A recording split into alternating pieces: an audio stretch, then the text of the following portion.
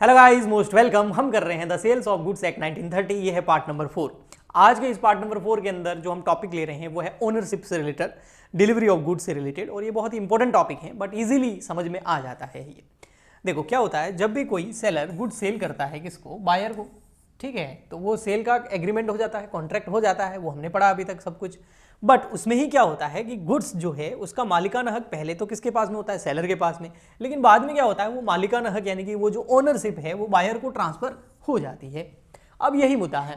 अब ओनरशिप का ट्रांसफर होना बहुत इंपॉर्टेंट है और स्पेशली जोर दिया जा रहा है कि मान लेते हैं अभी तक गुड्स डिलीवर नहीं हुआ, गुड्स यहाँ से यहाँ गया नहीं, और किसी भी वजह से उस गुड्स को नुकसान हो जाता है, किसी एक्सीडेंट की वजह से या कोई भी रीज़न हो सकता है, और गुड्स खराब हो जाता है, तो फिर उस गुड्स का जो लॉस है वो कौन बियर करेगा, सेलर या बायर।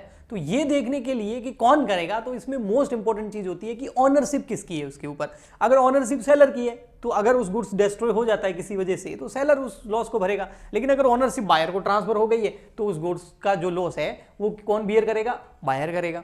तो आपके दिमाग में आ रहा है सर इसमें कौन सा मुश्किल है। जैसे ही गुड्स का पोजीशन ट्रांसफर हो जाएगा, जैसे ही गुड्स की डिलीवरी दे दी जाएगी तो गुड्स बायर के पास चला जाता है, और अगर गुड्स की डिलीवरी नहीं दी है तो गुड्स सेलर के पास में। तो जिसके पास में गुड्स है उसी की ऑनरशिप मानी जाएगी, वही उसके लिए जिम्मेदार होगा। नहीं, कुछ केसेस में जो मैंने बोला ये सही है, लेकिन कुछ केसेस में सही नहीं है। कई बार ऐसा भी होता है कि गुड्स जो है वो सेलर के पास में पड़ा रहता है लेकिन ऑनरशिप ट्रांसफर हो जाती है, और कई बार ऐसा होता है कि गुड्स के डिलीवर हो जाता है और साथ साथ में ऑनरशिप भी चली जाती है। तो ये कुछ भी दोनों पोजीशंस, दोनों सिचुएशंस हो सकती है, ठीक है। तो इसलिए इस एक्ट को, इस आज के लेक्चर को अच्छे से समझना और देखना बहुत जरूरी है। यहाँ लिखा हुआ है sales of goods involve transfer of ownership of a property. जो प्रॉपर्टी है उसकी ओनरशिप ट्रांसफर करने के बारे में है। वैसे जनरली यही होता है कि गुड्स ट्रांसफर होते ही ओनरशिप ट्रांसफर हो जाती है, कुछ केसेस में नहीं होती, वो हम पढ़ेंगे। Note, in case where goods are lost और damaged, the burden of loss will be borne by the person who is the owner at the time when the goods are lost or damaged। Ownership इसलिए जरूरी है कि जिस time goods damage हुआ है, loss हुआ है, उस समय ऑनरशिप किसके पास में थी, जिसके पास ऑनरशिप थी वही उस लॉस को बियर करेगा, बोन करेगा। ओके जी, बिल्कुल इजी। आगे पढ़ते हैं, अब थोड़ा सा आगे बढ़ते हैं कि क्या प्रोविजन है इसके। तो इसके प्रोविजन जो है हमको देखने को मिलते हैं आज के इस लेक्चर के अंदर। सेक्शन नंबर 18 से लगाकर सेक्शन नंबर 26 तक हम पढ़ेंगे, और इसमें हम पढ़ेंगे passing of property. Passing of property का मतलब हो गया जो ओनरशिप है उसके बारे में कह रहा है, ट्रांसफर ऑफ ओनरशिप के बारे में कह रहा है। पासिंग ऑफ प्रॉपर्टी का मतलब गुड्स का पोजीशन देने से नहीं है। ओके, कुछ केसेस में है, कुछ में नहीं है। ओके जी। Passing of property implying passing of ownership. देखो क्या बोल रहा है, पासिंग ऑफ प्रॉपर्टी मतलब पासिंग ऑफ ओनरशिप। मैंने यही बताया, पासिंग ऑफ प्रॉपर्टी का मतलब डिलीवरी मत समझ लेना। कुछ केसेस में passing of property, passing of ownership, passing of delivery, तीनों ही बढ़िया है, एक माना जाएगा, लेकिन कुछ केसेस में नहीं भी माना जाएगा। ओके जी। If the property has pass to the buyer, जब प्रॉपर्टी पास कर दी जाती है यानी कि ओनरशिप ट्रांसफर कर दी जाती है, the risk in the goods sold is that of the buyer. तब जो अब उस गुड्स का रिस्क है वो भी बायर का हो जाता है, जिसकी ओनरशिप उसका risk. Okay, and not of seller, फिर रिस्क सेलर का नहीं रहेगा। थ्रू द गुड्स में still be in the sellers position. देखो क्या बोला है, चाहे गुड्स सेलर के पास में ही क्यों ना पड़ा हो, उसकी पोजीशन में ही क्यों ना हो, उसके कब्जे में ही क्यों ना हो, बट अगर उस गुड्स की ओनरशिप ट्रांसफर कर दी गई है, अगर उस गुड्स की पासिंग कर दी गई है, प्रॉपर्टी यानी कि ओनरशिप ट्रांसफर कर दी गई है, और सेलर के पास में भले ही गुड्स पड़ा है लेकिन अब उस गुड्स का रिस्क जो है वो बायर का रहेगा। तो पोजीशन से, कब्जे से कोई ज्यादा मतलब नहीं है। मेन मुद्दा जो है वो ओनरशिप से है। जिसके पास ओनरशिप उसके पास रिस्क, खत्म कहानी। ओके जी, आगे बढ़ते हैं। नेक्स्ट आता है हमारा passing of property. Section number 18 to 26 के अंदर मेन दो चीजें हैं, दो बेसिक फैक्टर्स हैं जिसको ट्रांसफर ऑफ प्रॉपर्टी यानी कि जो पासिंग ऑफ प्रॉपर्टी जो है उसमें ध्यान रखना है। सबसे फर्स्ट आता है आइडेंटिफिकेशन ऑफ गुड्स। सबसे फर्स्ट क्या आता है, आइडेंटिफिकेशन ऑफ गुड्स। देखो गुड्स जो है उसको आइडेंटिफाई करके ट्रांसफर करना होता है। अब इसका मतलब क्या होता है, वैसे तो 3-4 ऑप्शंस आएंगे लेकिन फिर भी पढ़ लेता हूं एक बार। Section 18 provide that where there is a contract of sale of uncertain good, sale of uncertain goods, the property in the goods can not be pass to the buyer unless until the goods are ascertain.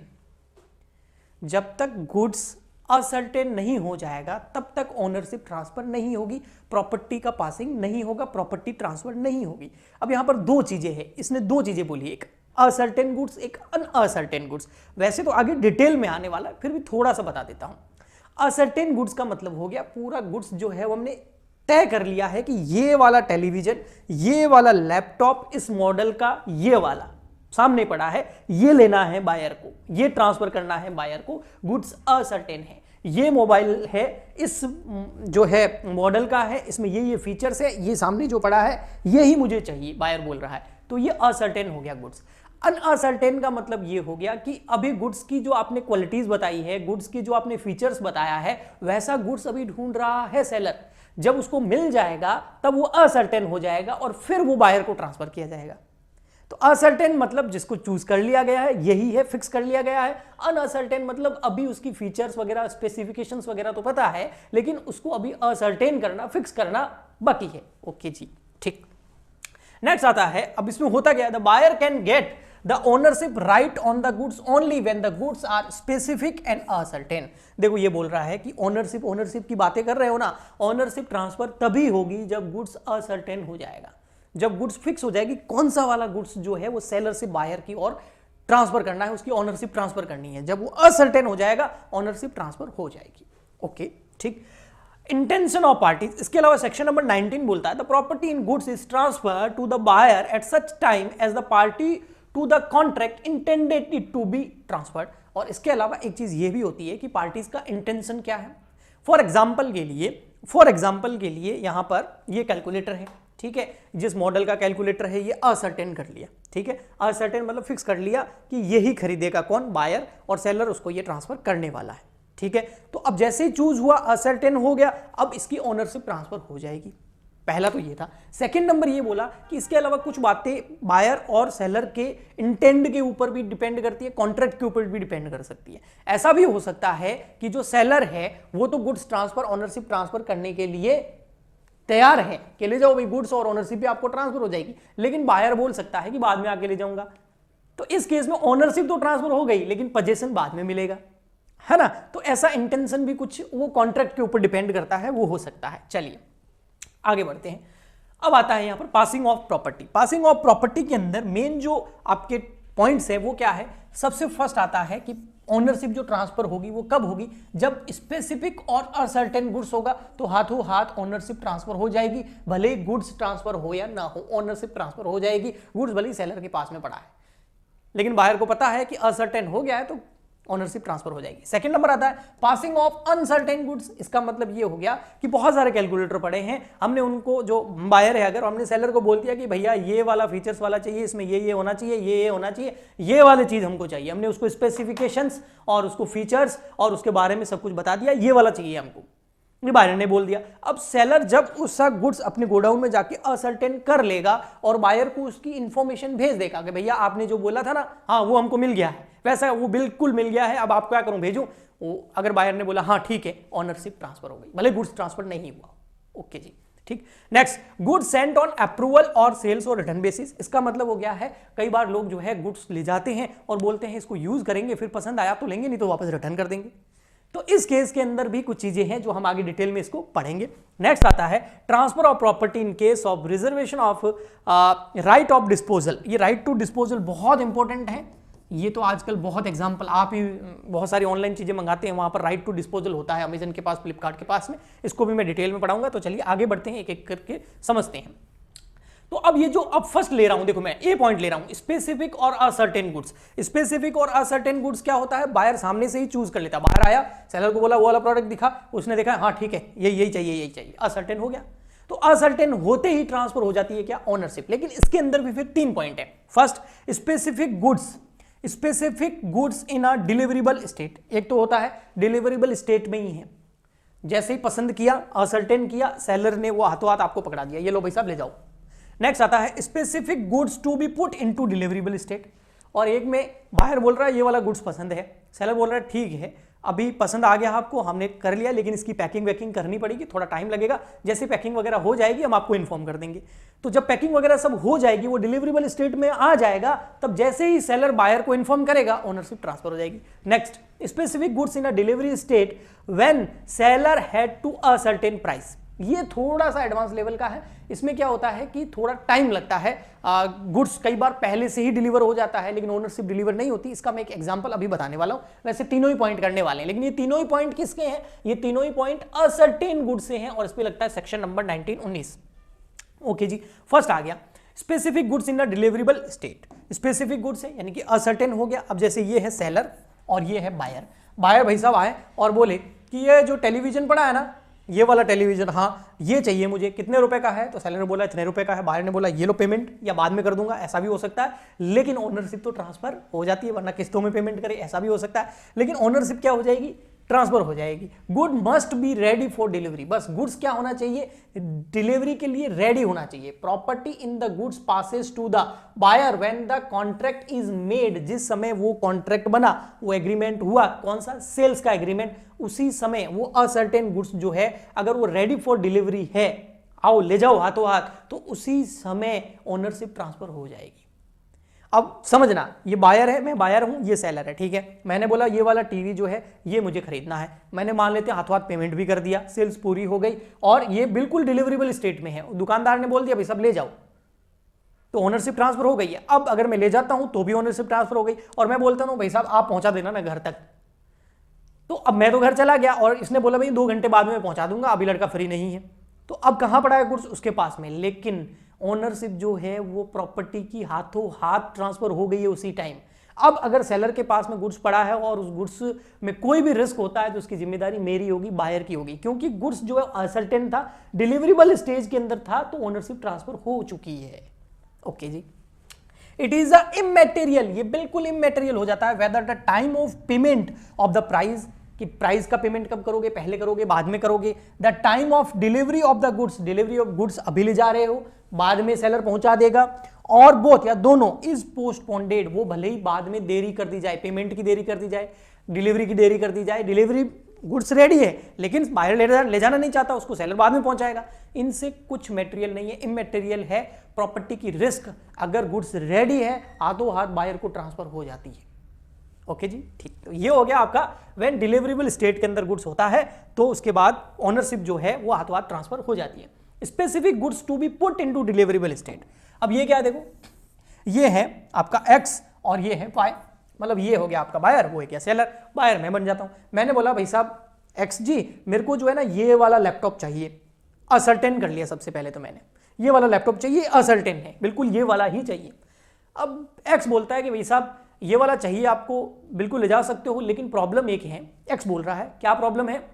Problem ये है कि इसके अंदर मुझे अभी Windows install करने हैं और उसमें मुझे लगेगा टाइम, उसमें मुझे कम से कम 2-3 घंटे लगेंगे, अभी मैं थोड़ा सा बिजी हूं, आप पेमेंट कर दीजिए, मैं आपको जो है इसके अंदर विंडोज डाल के उसके बाद में मैं आपको जो है फोन कर दूंगा। तो अब यहां इस केस के अंदर जो ओनरशिप है वो कब ट्रांसफर होगी? इस केस में ओनरशिप तब ट्रांसफर होगी जब भले वाई चला जाए, जब एक्स इसके अंदर जो काम बाकी है वो कर देगा, इसमें विंडोज वगैरह जो है वो इंस्टॉल कर देगा, ऑपरेटिंग सिस्टम इंस्टॉल कर देगा और इसको डिलीवरेबल स्टेट में ले आएगा, और उसके बाद में फोन करके या कैसे भी करके इसको सूचना दे देगा कि भाई साहब वाई जी हाँ आपका लैपटॉप रेडी है ले जाओ। जैसे ही ये सूचना दी अब ओनरशिप ट्रांसफर हो गई। जब तक सूचना नहीं देगा तब तक ओनरशिप एक्स की रहेगी, सेलर की रहेगी, रिस्क इसका रहेगा। लेकिन जैसे ही काम कंप्लीट हुआ, डिलीवरेबल स्टेट में आया, इंफॉर्मेशन दे दी, अब रिस्क किसकी होगी? वाई की होगी, क्योंकि ओनरशिप ट्रांसफर हो गई, यही लिखा हुआ है। The seller is bound to something to the goods for the purpose of putting them into a deliverable state. कुछ करना बाकी है ताकि वो डिलीवरेबल स्टेट में हो जाए। The property does not pass until, property तब तक पास नहीं होगी, मतलब प्रॉपर्टी मतलब ओनरशिप तब तक पास नहीं होगी जब तक thing is done and the buyer has notice therefore, जब तक बायर को वो सूचना में नहीं आ जाता, सेलर उसको बता नहीं देता कि गुड्स रेडी है, तब तक ओनरशिप ट्रांसफर नहीं होगी। आई होप आपको बहुत अच्छे से समझ में आया होगा। आगे चलते हैं नेक्स्ट, और ये थर्ड। ये क्या है देखिए, ये सबसे अलबेला है, मैंने वहां कराया नहीं था, बता रहा हूं। ये असर्टेन गुड्स के 3 पॉइंट थे, ये थर्ड है। Specific goods in a deliverable state when seller has to a certain price. Seller जो है उसने अभी तक प्राइस तय नहीं करी है। फॉर एग्जांपल के लिए पहले ये पढ़ लेते हैं। There is a contract of the sale of specific goods. Goods specific है, पहचान लिया गया, ओके ठीक है। मतलब असर्टेन गुड्स है, ठीक है, goods in the deliverable state but the, और वो डिलीवरेबल स्टेट में भी है, गुड्स पहचाना हुआ भी है, डिलीवरेबल स्टेट में भी है, बट प्रॉब्लम क्या है, the seller is bound to weighing, measure, test और डू समथिंग अदर एक्ट। तो गुड्स डिलीवरेबल स्टेट में भी है, गुड्स असर्टेन भी है, बट क्या, सेलर को अभी उसके ऊपर कुछ या तो उसका वजन करना है या कुछ ना कुछ करना बाकी है, कोई एक्ट करना बाकी है। तो इस केस में तब तक ट्रांसफर ओनरशिप नहीं होगी जब तक वो पेंडिंग काम नहीं हो जाता और उसके बाद सेलर बायर को सूचना नहीं दे देता। सर ऐसा कैसा काम होता है, तो यहां पर एक एग्जांपल है, जो कारपेट बिछाते हैं ना, कारपेट बिछाते हैं आपको पता है, तो आप दुकान पे गए और सेलर को बोला कि भाई साहब हमारी जो ये घर है, ये रूम है बहुत बड़ा है ना, 20x30 का है, हॉल है, इसके अंदर जो है कारपेट बिछाना है, आप कारपेट लेके आ जाओ और वहां पर बिछा दो और उसके बाद में बता देना कितने रुपए हुए, पेमेंट कर देंगे। तो अब जब तक ये जो सेलर है ये कारपेट लेके आपके वो बायर के वहां जाएगा नहीं और वहां पर मेजरमेंट नहीं करेगा, कटिंग नहीं करेगा, उसको पूरा अच्छी तरीके से बिछा नहीं देगा, तब तक सेलर को कैसे पता चलेगा कि कितना बिछा है, फिर उस हिसाब से वो उसकी जो है सेलिंग प्राइस कैलकुलेट कर पाएगा, है ना, समझ में आया। तो जब तक वो सेलर वो काम नहीं कर लेता, उसका मेजरमेंट नहीं कर लेता, तब तक ओनरशिप ट्रांसफर नहीं होगी। अब इस केस में ये भी हो सकता है कि सेलर ने क्या किया, ये जो कारपेट्स है वो ले जाके बायर के गोडाउन में रख दिए शाम को और बोला कल आके जो है मैं इसका मेजरमेंट करूंगा, इसको बिछा दूंगा, तैयार कर दूंगा और फिर देखेंगे। तो और रात को क्या होता है, अब कल करेगा वो तो घर चला गया शाम को छोड़ के, और रात को जो है उस गोडाउन में चोरी हो जाती है और कारपेट चोरी हो जाते हैं। तो रिस्क किसकी है, और ये जो लॉस है वो कौन बियर करेगा, सेलर करेगा, क्योंकि अभी तक ओनरशिप ट्रांसफर नहीं हुई थी। ओनरशिप कब ट्रांसफर होगी, जब पूरा काम हो जाएगा और उसके बाद मेजरमेंट वगैरह होने के बाद सेलर इन्फॉर्म कर देगा बायर को, ये काम हो गया है, इतने रुपए हो गए हैं, अब ओनरशिप ट्रांसफर हो गई। ओके जी, ठीक। तो ये 3 पॉइंट हमने किए असर्टेन गुड्स के बारे में। अब हम करते हैं अनअसर्टेन गुड्स। बहुत सिंपल है ये तो, passing of uncertain goods. Uncertain goods के अंदर कब ओनरशिप ट्रांसफर हो जाती है, जब उस गुड्स को सर्टेन कर लिया जाता है, जब उस गुड्स का असर्टेन कर लिया जाता है, फिक्स कर लिया जाता है, डिलीवरेबल स्टेट में ले आया जाता है, उस समय वो ट्रांसफर हो जाएगी। जब तक वो गुड्स असर्टेन रहेगा, अनसर्टेन गुड्स की जो ओनरशिप है वो ट्रांसफर नहीं हो सकती। तो अनसर्टेन गुड्स को पहले असर्टेन बनाया जाएगा। Where there is a contract for the sale of uncertain goods, no property goods is transfer to the buyer, तब तक ओनरशिप ट्रांसफर नहीं होगी, तब तक प्रॉपर्टी ट्रांसफर नहीं होगी, unless until the goods is ascertain. Okay, sale of uncertain goods by description and appropriation, मतलब वो डिस्क्रिप्शन और अप्रोप्रिएशन जैसा बायर ने सेलर को बोला कि इतना होना चाहिए, ऐसा होना चाहिए, ये इसमें फीचर होनी चाहिए, क्वालिटी होनी चाहिए, इस लेवल का होना चाहिए, मॉडल होना चाहिए, वो पूरी फीचर्स या जो उसने डिस्क्रिप्शन बायर ने बताया वैसा सेलर जब तक असर्टेन नहीं कर लेता तब तक ओनरशिप ट्रांसफर नहीं हो जाएगी। जैसे ही फॉर एग्जांपल के लिए ना बायर बोल के गया कि मेरे को ये फीचर्स, ये डिस्क्रिप्शन, ये वाला गुड्स चाहिए, अब वो सेलर जो है जुगाड़ में लग गया और सेलर ने वो गुड्स जो है ढूंढ लिया, असर्टेन कर लिया, जैसा जैसा बायर ने बोला था वैसा उसको गुड्स मिल गया, और अब जैसे गुड्स मिल गया, असर्टेन हो गया, अब बायर क्या, सेलर क्या करेगा, बायर को इन्फॉर्मेशन दे देगा, जैसे information they the ownership transfer हो गई, भले डिलीवरी हुई नहीं हुई उसका कोई मतलब नहीं है। ओके, ठीक। Delivery of the goods to the carrier, अब उसके बाद में जैसे ही डिलीवरेबल स्टेट में आ जाता है, असर्टेन हो जाता है गुड्स, अनअसर्टेन गुड्स को उसके फीचर्स और उसके जो डिस्क्रिप्शंस, उसके अप्रोप्रिएशंस के हिसाब से चूज कर लिया गया, डिलीवरेबल स्टेट में लेके आ गया और उसके बाद उसको शिप से रवाना कर दिया गया, बस ओनरशिप ट्रांसफर हो गई। ठीक है, आइए देखते हैं। बस इसमें राइट ऑफ डिस्पोजल नहीं होना चाहिए, मैं बताता हूं क्या है। तो ये देखिए, sale of uncertain goods by description and the appropriation, section number 23। Appropriation of goods involve selection of goods, पहले सेलेक्ट करो, with the intention of using them in the performance of the contract, जैसा contract में बताया गया उसी हिसाब से goods का अनसर्टेन गुड्स को असर्टेन गुड्स में कन्वर्ट करना है, विद द म्यूचुअल कंसेंट, आपसी सहमति होनी चाहिए सेलर की और बायर की। जो सहमति हुई थी ना, सेलर ने बोला कि मेरे को इस फीचर, बायर ने बोला मुझे इस फीचर्स, ये सब चीजें चाहिए, उस समय सेलर ने क्या बोला, बिल्कुल हाँ, ऐसे फीचर्स, ऐसे डिस्क्रिप्शंस, ऐसा सब आपको मिल जाएगा, सेलर ने बोला ना, तो ये दोनों क्या हो गए, सहमत हो गए। अब सेलर गुड्स को अनसर्टेन करेगा, डिलीवरेबल स्टेट में लाएगा, ओनरशिप ट्रांसफर हो जाएगी। ओके, सेकंड नंबर, ये अब आपके बी पॉइंट चल रहा है ना, अनअसर्टेन गुड्स के अंदर 2 थे, है ना, और असर्टेन गुड्स के अंदर 3 थे। ठीक है, ओके, 3 पॉइंट थे। तो सेकंड आता है delivery of the goods to the carrier, यानी कि the seller delivers the goods to the buyer, to a carrier और other belly for the purpose of transmission to the buyer and does not reverse the right of disposal, he is deemed to have unconditional appropriated the goods to the contract। ये बताओ मैं क्या है, देखो, जैसे कोई ascertain goods था, seller ने उसको, अनअसर्टेन गुड्स था और सेलर ने उसको असर्टेन कर लिया और उसके बाद में वो डिलीवरेबल स्टेट में आ गया। अब जैसे गुड्स को रवाना कर दिया, चाहे वो कुरियर किया हो, चाहे वो रेलवे से भेजा हो, चाहे जैसे भी शिप किया हो, जैसे ही गुड्स उसने जो है रवाना किया, ऑनरशिप ट्रांसफर हो जाएगी। बस शर्तें ये हैं कि सेलर के पास में राइट ऑफ डिस्पोजल नहीं होना चाहिए। अब राइट ऑफ डिस्पोजल क्या होता है? सेलर ने गुड्स तो रवाना कर दिया, बट जो डिलीवरी करने जाएगा लड़का, वो सीधा गुड्स देके आ जाना चाहिए।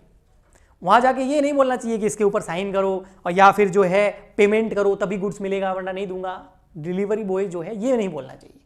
या फिर रेलवे में सामान पड़ा है, बायर बेचारा गया वहां दौड़ दौड़ के कि भैया ये लो सामान दे दो, तो रेलवे वाले बोल रहे नहीं, पहले तो सेलर की परमिशन लगेगी फिर मिलेगा। ऐसा नहीं होना चाहिए। तो राइट ऑफ डिस्पोजल नहीं है तो फिर जैसे ही रवाना किया सामान को ऑनरशिप ट्रांसफर हो जाएगी। ओके, राइट टू डिस्पोजल आगे हम पढ़ेंगे। सी नंबर आता है गुड सेंट ऑन अप्रूवल और सेल और return basis. Good Saint on approval basis accountancy में हम पढ़ते थे, ठीक है। इसमें क्या होता है? When goods are deliver to the buyer, goods seller द्वारा बायर को डिलीवर कर दिया जाता है। ऑन अप्रूवल, ऑन सेल और रिटर्न और other similar term, the property there on passes to the buyer, मतलब प्रॉपर्टी का पोजीशन दे दिया गया है। ये बेस्ट एग्जांपल है कि ऑनरशिप ट्रांसफर नहीं होती है भले ही पोजीशन ट्रांसफर हो जाए। अब यहां पर क्या हुआ, जो बायर है उसने बोला कि मुझे ये ना ये वाला हारमोनियम चाहिए, नहीं ठीक है, वो मान लेते हैं सिंगिंग का शौक है उसको, ये वाला हारमोनियम चाहिए, मैं ये ले जा रहा हूँ। बायर बोल रहा है सेलर को, ठीक है मैं बायर हूँ, मैं बोल रहा हूँ ये हारमोनियम चाहिए, ये ले जा रहा हूँ, मैं इसको 5 दिन बजाऊंगा, है ना, और उसके बाद अगर मुझे पसंद आया तो रखूंगा, नहीं तो वापस कर दूंगा। सेलर ने बोला ओके ठीक है, तो हारमोनियम दे दिया। पोजीशन किसके पास में आ गया? बायर के पास में, बट ओनरशिप नहीं आई है क्योंकि अभी तक सेल्स नहीं हुई है। सेल ऑन अप्रूवल और रिटर्न बेसिस है। ओके, तो अभी भी ओनरशिप किसकी है? सेलर की है। अभी अगर गुड्स को कुछ हो जाता है तो वो सेलर का रिस्क है, उसने अप्रूवल बेसिस पे भेजा है ना खुद ने। ओके जी। तो अब ये सेल कब होगी, ऑनरशिप ट्रांसफर कब होगी? अगर वो बायर को हारमोनियम पसंद नहीं आता है और वापस लाके दे देता है टाइम पे, तो ऑनरशिप ट्रांसफर होगी नहीं। सेलर की पहले थी, अभी भी उसी की है। बट अगर जो बायर है वो फोन करके बोल देता है, 5 दिन का बोला था, 2 दिन के अंदर ही बोल देता है, हेलो भाई साहब मेरे को हारमोनियम पसंद आ गया है, ओके ये मेरा हो गया, ओके खत्म, अब ओनरशिप ट्रांसफर हो गई। क्यों? उसने स्वीकृति दे दी। सेकंड नंबर, कब ट्रांसफर होती है? 5 दिन के लिए हारमोनियम लेके आया था, बट 5 दिन बीत गए, 6 दिन बीत गए, 10 दिन बीत गए, 15 दिन बीत गए, कोई इंफॉर्मेशन नहीं है, ऑनरशिप ट्रांसफर हो जाएगी ऑटोमेटिकली। क्योंकि भैया जो टाइम पीरियड दिया गया था ना कि 5 दिन के अंदर अंदर वापस लेके आना है, अगर आपको पसंद नहीं आता है तो, नहीं तो सेल्स मानी जाएगी, तो ऑनरशिप ट्रांसफर 5 दिन के बाद में हो जाएगी। ओके, थर्ड नंबर में ये है कि मैं हारमोनियम लेके आया सेलर से, मैं बायर हूं और उस हारमोनियम को मैंने आगे किसी को बेच दिया। मैं लाया और सीधा आगे किसी को बेच दिया या किसी के पास गिरवी रख दिया, तो अब ये माना जाएगा कि ऑनरशिप ट्रांसफर हो गई है। क्यों? क्योंकि मैंने उसको अपना मान लिया, तभी तो आगे सेल कर दिया था। वही ये तीनों पॉइंट है, आप खुद पढ़ सकते हैं। नेक्स्ट आगे बढ़ते हैं और डी नंबर आता है हमारा reservation of right of disposal. इसमें क्या होता है, फॉर एग्जाम्पल के लिए आपने जो है जोमेटो से कुछ ऑर्डर किया, है ना, 2 तरीके होते हैं जोमेटो से ऑर्डर करने का। अब सेलर के पास में राइट टू डिस्पोजल है या नहीं, उसका मैं बेस्ट एग्जांपल दे रहा हूं। राइट ऑफ डिस्पोजल सेलर के पास में है या नहीं है, उसका एग्जांपल समझिए। आपने जोमेटो से कुछ ऑनलाइन ऑर्डर किया। कैसे किया? ऑनलाइन ऑर्डर कर दिया, मतलब पैसे दे दिया आपने।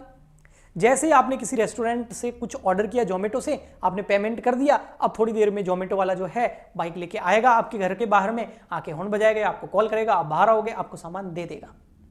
तो राइट ऑफ डिस्पोजल जो है वो सेलर के पास में नहीं था। क्यों? जैसे ही आपने ऑर्डर किया, पेमेंट किया, अब वो राइट ऑफ डिस्पोजल जो है वो बायर का हो गया। बट अगर ऐसा हो तो क्या, जोमेटो पे आपने कोई रेस्टोरेंट से ऑर्डर किया but cash on delivery payment का ऑर्डर किया, अब इस केस में वो जोमेटो वाला लड़का जो आएगा वो तब तक आपको गुड्स की डिलीवरी नहीं देगा जब तक कि आप उसको पेमेंट नहीं कर देते। तो यहां पर जो जोमेटो के पास में है, सेलर के पास में राइट टू डिस्पोजल है। अधिकतर हम अमेजन वगैरह ऑनलाइन सामान मंगाते हैं, उसमें कुछ में राइट टू डिस्पोजल होता है, कुछ में नहीं होता है। जैसे अगर आपने अभी तक पेमेंट नहीं किया है, अधिकतर केस में ये होता है कि आपने अभी तक पेमेंट नहीं किया है और वो बाहर इंतजार कर रहा है और आप बाहर जाके उसको बोल दो कि पेमेंट नहीं करूंगा, तो वो आपको गुड्स की डिलीवरी नहीं देगा। जैसे आप पेमेंट करोगे अब वो ओनरशिप ट्रांसफर होगी, तब तक रिस्क किसका रहेगा? सेलर का रहेगा। तो राइट ऑफ डिस्पोजल जो है अगर सेलर के पास में है तो फिर ओनरशिप सेलर की है, अगर राइट ऑफ डिस्पोजल सेलर के पास में नहीं है तो ओनरशिप बायर की है। गुड्स की डिलीवरी भले कभी भी हो जाए। ओके जी, ठीक, यही लिखा हुआ है। The section preserve the right of disposal of goods to secure that the price is paid before the property in goods passes the buyer. Buyer को जब तक गुड्स की जो बायर को property in the goods passes to the buyer, property जो है यानी कि गुड्स जो है, ओनरशिप जो है वो तब तक ट्रांसफर नहीं होगी बायर को जब तक कि वो पेमेंट नहीं कर देता, तो इसको बोलते हैं राइट टू डिस्पोजल। और अधिकतर केस में ये जो मैंने एग्जांपल दिए ये फिट बैठते हैं। If the goods are shipped, goods ship में चला गया, deliver to the railway administration of carriage and by the bill of lading railway receipt as the case may be, the goods are deliverable to the order of the seller और his agent. समझना, चाहे ship से भेजा हो आपने, railway से भेज दिया, रेलवे बिल ऑफ लेडिंग से भेज दिया, रेलवे रिसिप्ट के जरिए भेज दिया, आपने गुड्स सेंड कर दिया और रेलवे के पास में पड़ा, बाहर आया दौड़ता कि भाई साहब मेरा को गुड्स चाहिए, तो रेलवे वाला आपको नहीं देगा। कब तक नहीं देगा? जब तक उस रेलवे वाले को ऑर्डर नहीं दे देता, कौन? सेलर या उस सेलर का एजेंट कि गुड्स डिलीवर कर दो, तब तक नहीं देगा। इसका मतलब गुड्स की जो डिस्पोजल राइट है वो किसके पास में पड़ा है? किसके पास में पड़ा है? सेलर के पास में पड़ा है। तो इसका मतलब जब तक गुड्स डिलीवर नहीं होगा, बायर को दे दिया नहीं जाएगा, तब तक ओनरशिप ट्रांसफर नहीं होगी। फॉर एग्जांपल के लिए जो डिजिटल बोर्ड दिख रहा है ना आपको, ये सेकंड का एग्जांपल है ना, ये डिजिटल बोर्ड आपको दिख रहा है ना, ये सेकंड का एग्जांपल है। देखिए, where the seller draw a bill on the buyer, ठीक है, सेलर ने ड्रॉ कर दिया बिल ऑन द बायर। मैंने ये जब डिजिटल बोर्ड खरीदा था तो उनको फोन किया था, फोन पे बात हो गई थी, सब कुछ हो गया था, उसके बाद मैंने ऑनलाइन सारा पूरा पेमेंट एक साथ कर दिया था, ठीक है।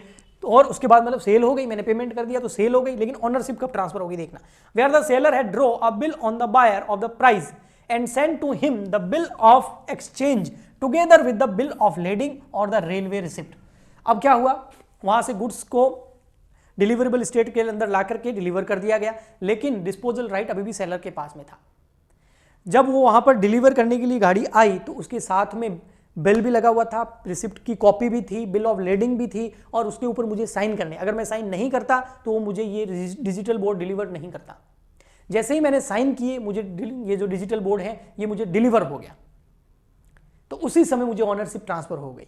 जब तक मैंने साइन नहीं किए थे तब तक मुझे ऑनरशिप ट्रांसफर नहीं हुई थी। इसका मतलब मेरे साइन करने से पहले अगर इस गुड्स को कुछ भी नुकसान होता बोर्ड को, तो वो सेलर की जिम्मेदारी थी। ओके जी, यस।